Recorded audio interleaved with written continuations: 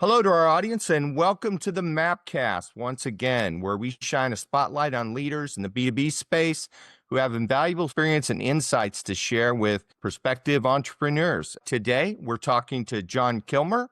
He's with Valicor US, a fascinating company. We're going to talk a little bit about emotional intelligence today. I'm really intrigued by your company, emotional intelligence. I wish I'd had such a tool before I got married the first time.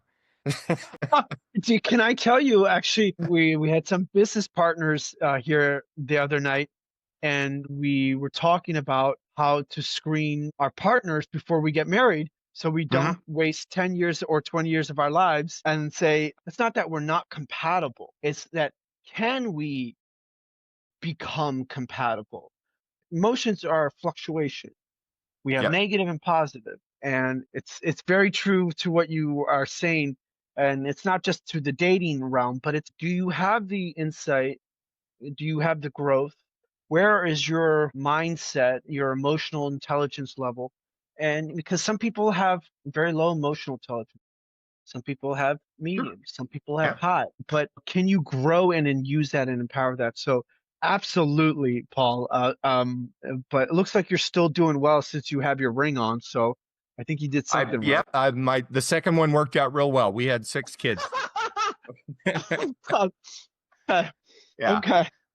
Well said, sir. Well said. I to tap onto that further. It's like I've been in a few relationships, and the mental turmoil. That is the key thing that emotional intelligence will save you from. Yeah, I can see that. I could see Yes, actually, it'd be a great tool to build APIs for, the match.coms and the dating sites already out doing there, it. We're Yeah. already into the API, SDK, black Yeah. box. We're Oh, we're fantastic. we're Fantastic. moving. We've been flying on the radar for a while, and my goal is to really empower people, like what you're saying, Paul, because AI has disrupted, especially the young generation's ability to understand their emotions, and it's applicable not just to the younger generation, it's to every generation, just like yourself, Paul. And we want to be able to give that ability to say, what are you feeling? How can I change my performance, my emotional intelligence performance? Can I be real with myself? What are my weaknesses? I think we all heard about, SWOT. Hey, and we always struggled on the weakness. For me, I've come to very deep terms of, hey, focus on your weaknesses, acknowledge them very deeply because they will remain your weakness. If you can't admit it, you can't really be precise with it. And our system, our engine, our platform gives you real hard facts of what your emotional status is, but it doesn't tell you, it's not saying to you, you can't change, you can't evolve.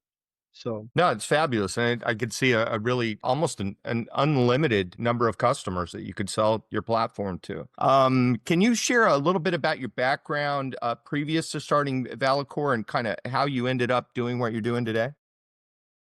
absolutely. So my background was actually from the protection and security and private contracting industry. I got out of it. I was very numbed out. I was actually very egotistical and I was not in tune with my emotions. And I realized I needed to work on, what do I feel, Hmm. not what do I think. Men, we think. Women, they feel, and they're much more connected with their body. And it's the balance, for I think particularly for men. It's not saying all men, but for men, we're logical people. We don't listen to our heart. It's not that we don't listen to our gut, but we don't listen to our heart, the feelings, and tapping into that balance. And so I spend a lot of time coming out of the field and working on myself. And I said to myself, I want to be able to give the world the ability to see their emotions. All right. I see that I'm sad. Okay. Let me dive into myself of why am I sad? Like really go into, and I call it looking into the mirror, Hmm. and looking into your eyes and deep into the gaze, because the eyes are connected to the brain.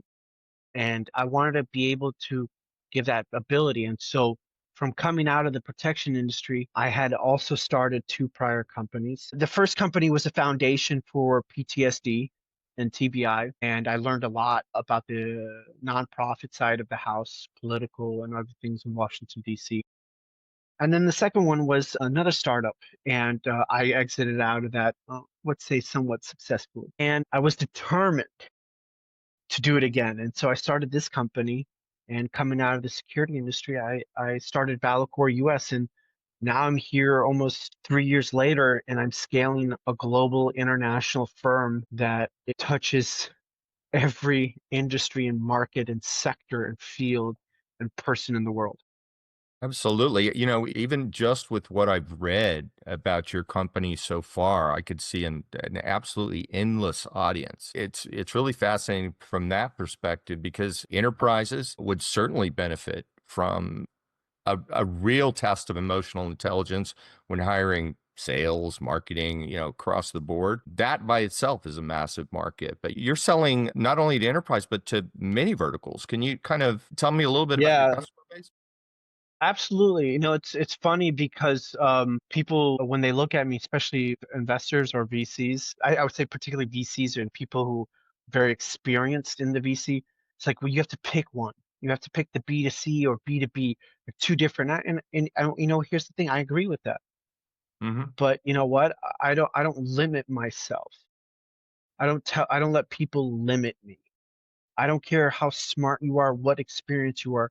You're not me.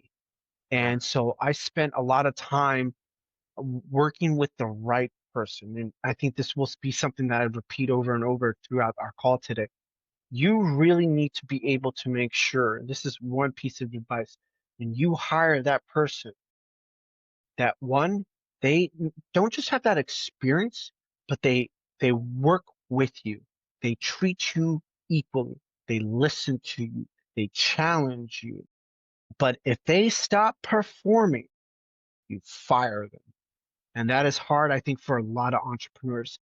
So stepping back and really asking your question of like, what's the verticals, and what are we tapping into? The, the B2C market strategy is very different from the B2B and the Certainly. B2G, and it's taking a tremendously heavy lift and toll on my team and us to do that. But here's the thing: with all that weight of doing that, we are actually parallel and simultaneously executing.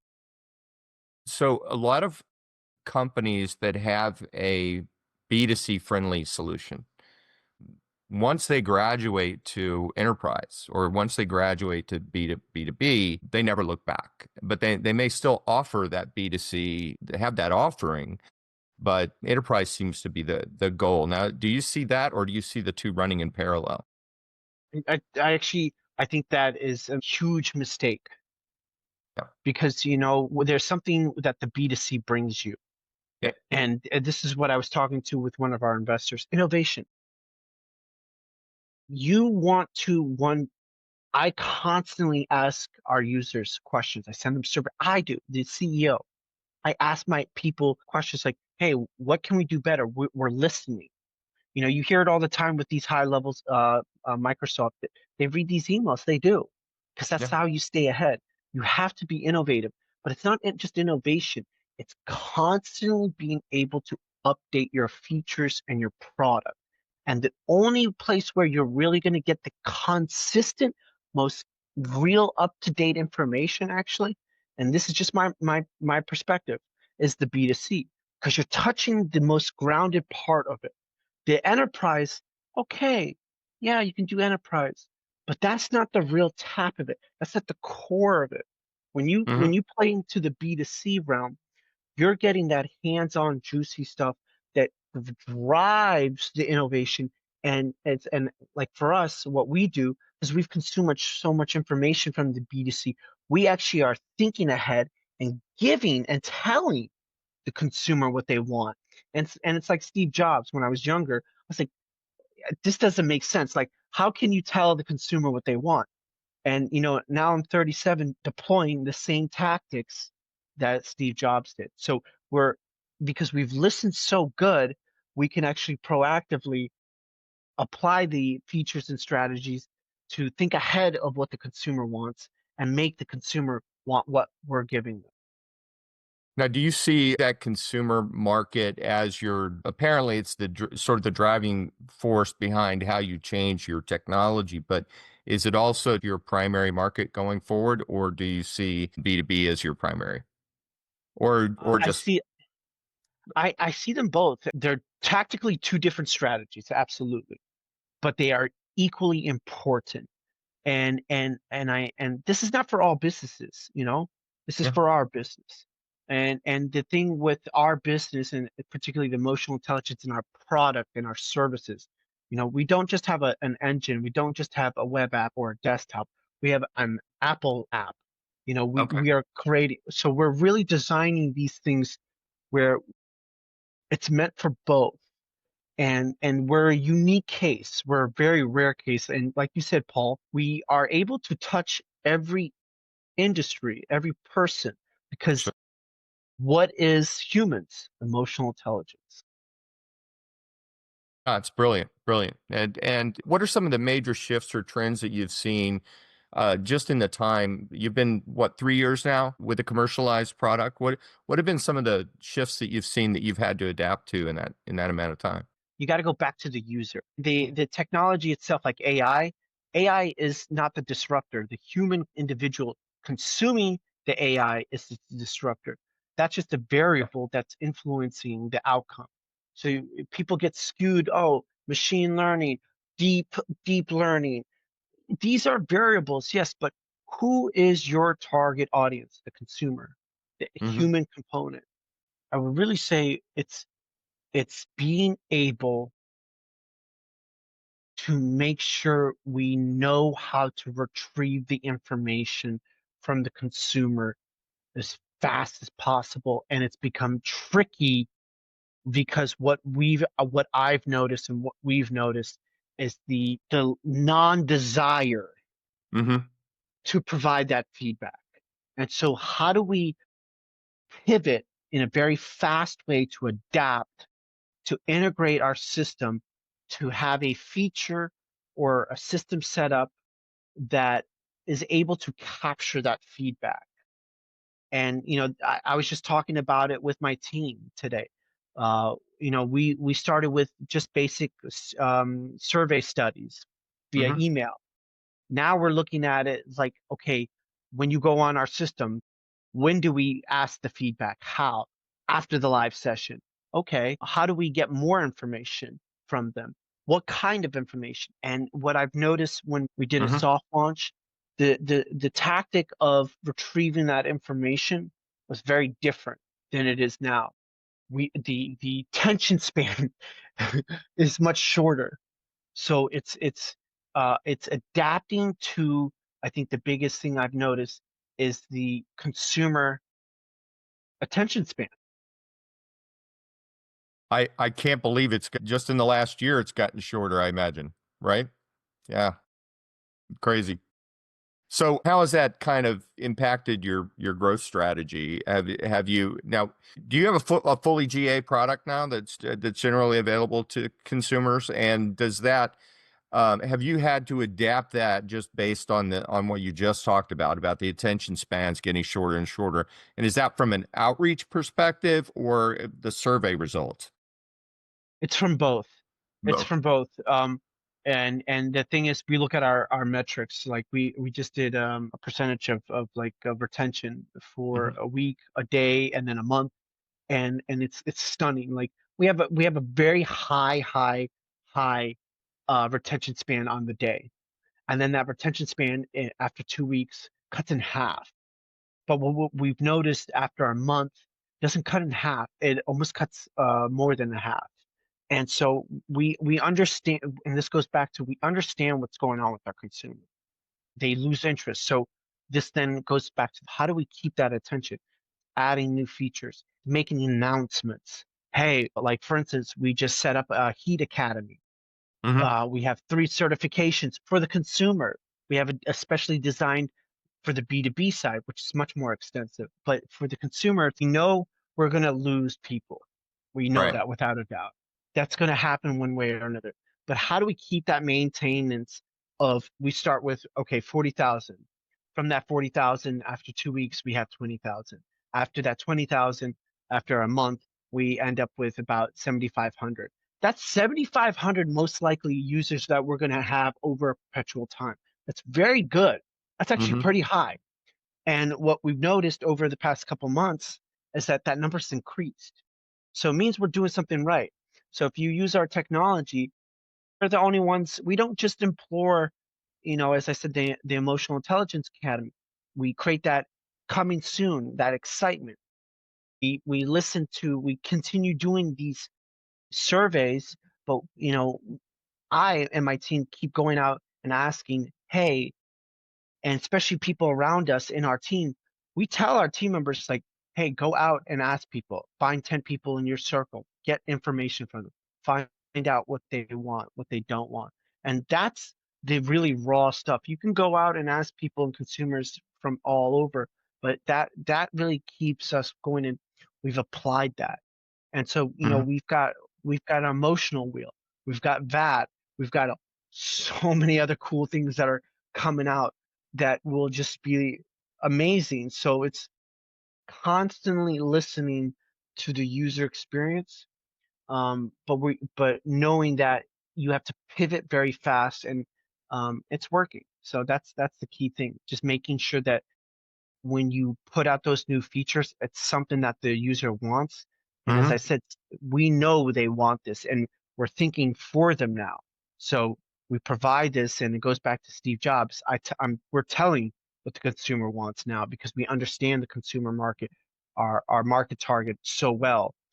It doesn't mean it's not going to change, and it does mean we have to be constantly recognizant of who they are, what they're sharing with us, but we have a good method of capturing it, Hmm. disseminating it, and then using it. Yeah, and I would think that, unlike, IQ or, intelligence quotient, where you kind of learn where you're at and you're done with it, right? Emotional intelligence is something you can always work on. So if you've got the right tools, I would imagine your customer retention would be pretty good. This is something people would come back to over and over again. Yeah, absolutely. And it's funny because you actually mentioned something very, people think EQ and IQ are the same thing. They're very They're different not. things. Yeah. Exactly. And so you have to really look at this from a consumer basis. Right. When I designed this because I look at, our biggest direct competitor, and they're not even a direct competitor, because what we're doing and what we've got in the innovation lab, they're not even thinking of it. They haven't even spent time developing what we already developed and tested. And our biggest competitors, they're pouring the same thing. And it's like you were saying, it's like they go to B2B and enterprise, they see all that money. But Hmm. here's the thing. Look at IBM. Honestly, they suck. Watson, look at Microsoft, Azure, they suck. They, Yeah. they they've lost the understanding of tapping into the consumer. And that's why I was saying to you, it was very important for us. And I will ingrain this, and I have ingrained this into our culture, is who is our most important person? Not the B2B. I'm not saying that they're not important. It's not the Right. enterprise. And I'm not saying that money is great. I'm saying if we want to stay ahead of the game and stay hungry, always stay hungry, because you get comfortable, because you think you're the top dog. There's always going to be somebody, a wolf, that wants to come and take your place for the Mhm. alpha pack, always. And you must remind yourself that. And so for us, it's really become touching the consumer on a daily basis, and listening to them. So for us, it's very important. Now, I assume that your B2C clients, they sign up on a monthly program or they pay annually or something like that. Yes. Yeah. Yeah. That business model would seem Give to me be one very second. lucrative. Gives me Yeah, certainly. the wife, the Ah, partner. So you probably got it. heard that. She's my queen. What makes a great king Yep. is the queen. So I so agree. I so agree. It makes all the difference in the world. Left to our own devices, it doesn't always turn out well, right? very true, and I told her this, and you saw my actions today. Like, I stopped things for her. I'm Mhm. in meetings and I stop and I told her, she's the most important thing because a queen is the kingmaker. And I truly believe in relationships and understanding significance. And, I see it with people in business all the time.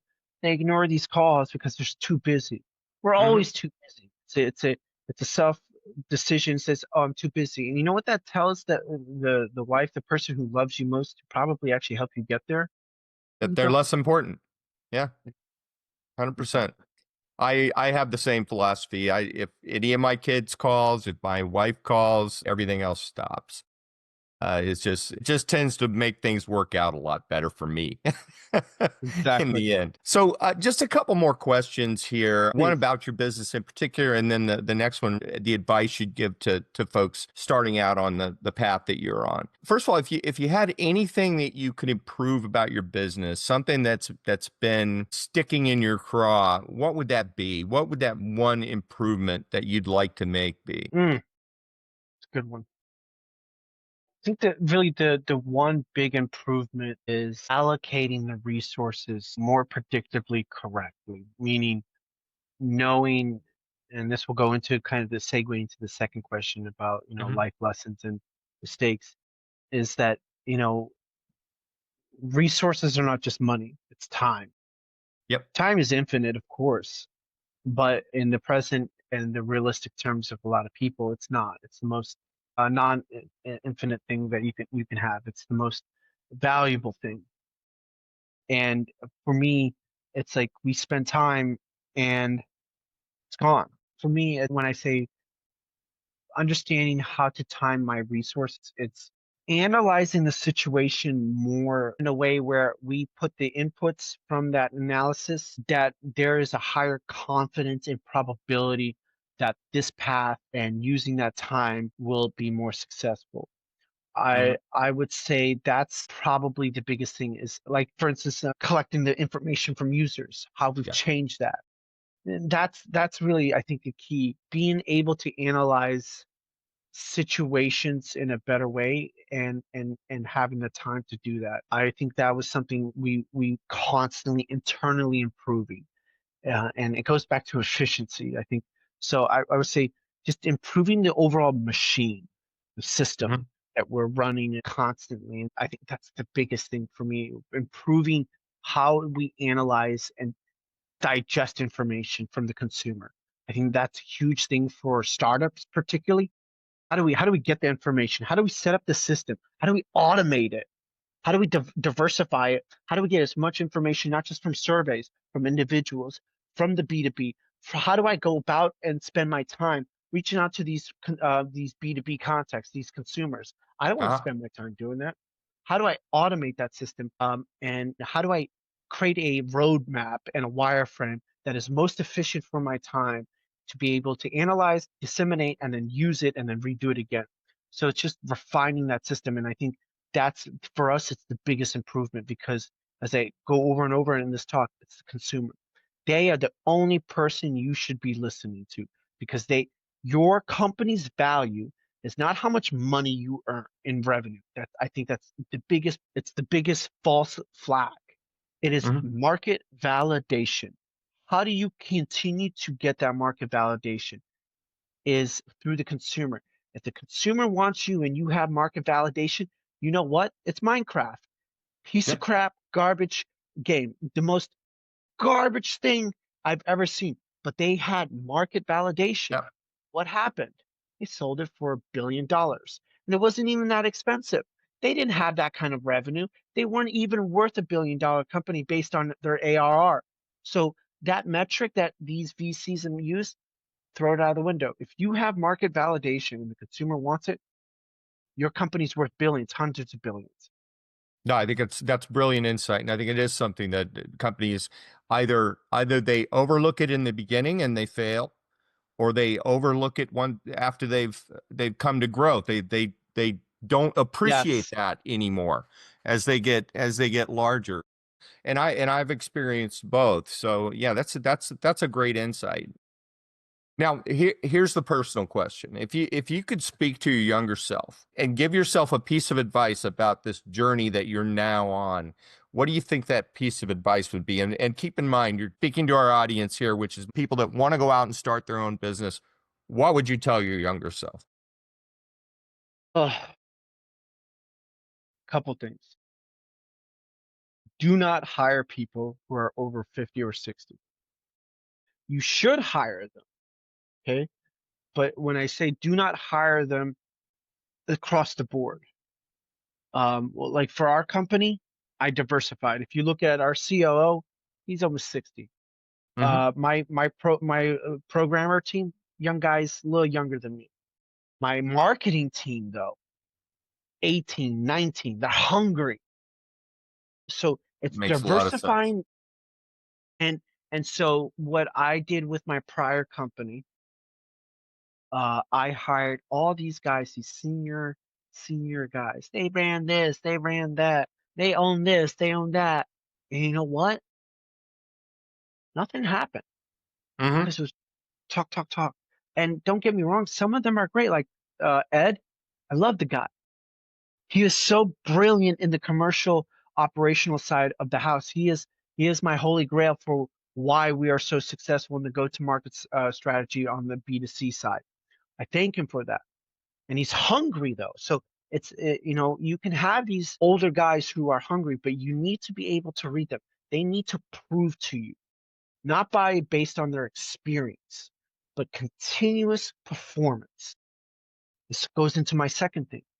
If they lose performance, fire them.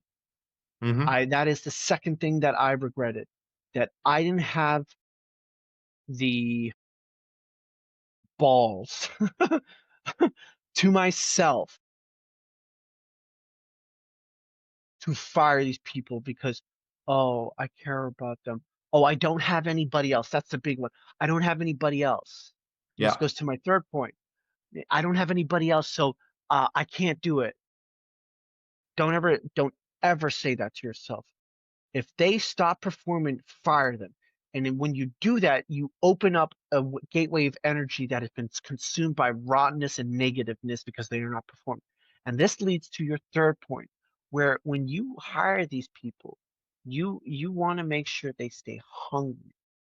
You want them to really give the ability to say, "Hey, I'm gonna do this for you." They must listen to you. And if that's the other thing, if they don't start listening to you, you have to know yourself. You have to really be confident with yourself because your internal team, it's like the wolf pack. Hmm. You're all hunting on the same pack. You got a beta, you got a Charlie, and you got an alpha. Right. And here's the thing. The beta is waiting for its chance to become an alpha. Right. Charlie, Charlie trying to take over the whole pack. And the thing is,